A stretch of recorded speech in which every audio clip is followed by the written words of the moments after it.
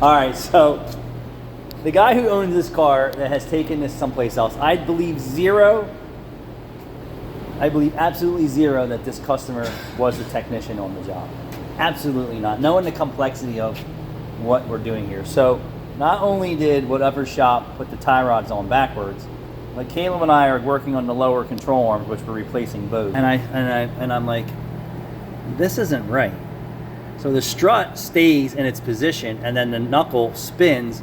The knuckle would be contacting this, right? So it would be sweeping it. And what the problem is, come show them the light.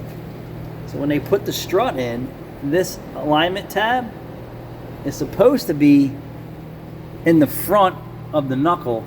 But what's to say that taking the clearance away, so it has ample clearance and the hose is not rubbing.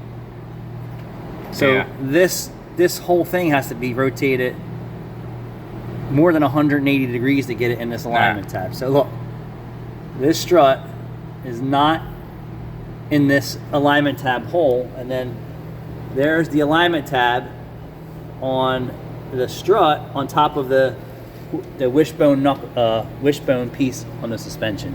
I think that this strut's supposed to go on the other side. Because the other side fits right. Because I when I was working on that side, I seen that and I said, why is the brake hose rubbing the strut? Did they get this one in right? No, there's no way. This is in wrong too. They cut the tab off. I think that they flipped the struts because no, so they cut the tab off on this strut because Yeah. that's where the tab's supposed to be. I'm going to zoom in for everyone on YouTube. That's where the tab is, and it's cut off.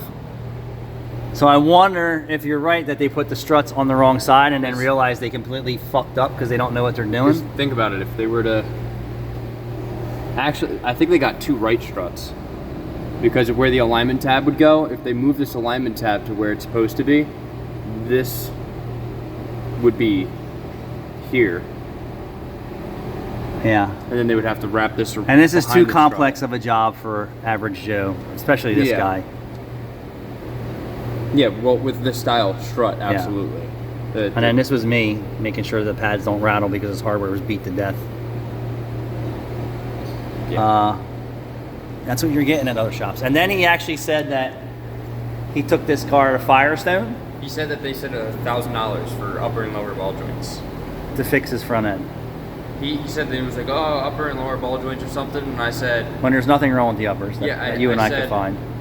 I didn't look at your car, but I assure you that they're not cheaper than us. No. I said but if that's the place he regularly goes, they're the clowns who did this work. Well, I said if they're saying that it's cheaper, it's either they're not telling you everything, they're underestimating, or they're just using garbage. Well, wouldn't that resonate with you if here's my scenario. He's been going there, right? So he told me that he used a shop affiliate. I forget what it is. Okay. But to do the front end work.